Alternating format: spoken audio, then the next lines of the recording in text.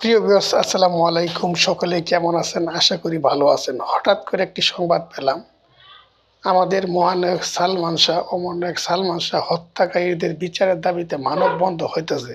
বেশ কিছুদিন ধরে অনেকে পোস্ট লেখালেখি করতেছে এই হত্যার বিচারের জন্য।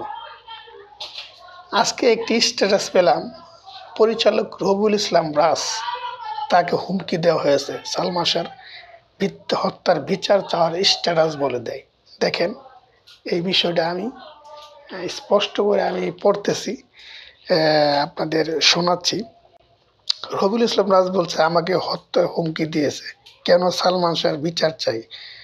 রবিউল ইসলাম রাজ গতকাল 1 নভেম্বর 2025 রোজ শনিবার রাত 10টা 1 মিনিটে আমার মোবাইলে একটি ফোন আসলো।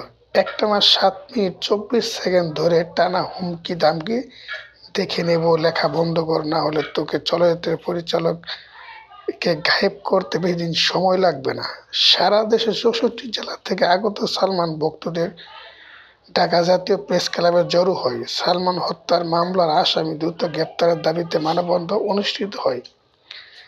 আমি একজন সালমান ভক্ত হয়ে কিছু স্ট্যাটাস লিখেছি ভক্তকে উৎসাহিত করার জন্য, যাতে সালমান শাহর হত্যা মামলার আসামিদের দ্রুত গ্রেপ্তার করা হয়, প্রকৃত দোষীদের আইনের আওতায় এনে শাস্তি দেওয়া হোক। সালমান শাহর মামলা 11 জন আসামির মধ্যে হত্যায় জড়িত কি না যারা হত্যা করেছে তারা আসামি হন নাই, এমন হতে পারে। মূল বিষয় সালমান শাহ হত্যার বিচার হোক। এটা তো সারা বাংলাদেশ সালমান শাহর হত্যার ভক্তদের দাবি। এই প্রশ্ন হলো, আমি কেন সালমানদের ভক্ত হইলাম আর কেনই বা বিচার চাইলাম? এটা আমার অপরাধ, সেই জন্য আমাকে মেরে ফেলার হুমকি দিয়েছে।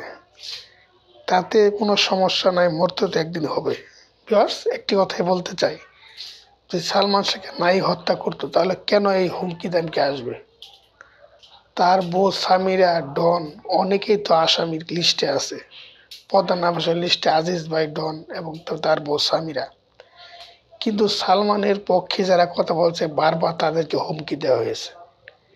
এবার হত্যা মামলার বিচার আমরা নিশ্চয়ই পাবো।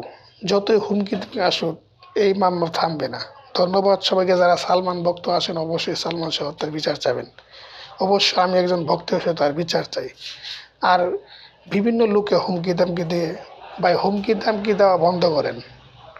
আসল আসামি ধরা অবশ্যই পড়বে। ধন্যবাদ সবাইকে। ভালো থাকবেন, সুস্থ থাকবেন। আসসালামু আলাইকুম।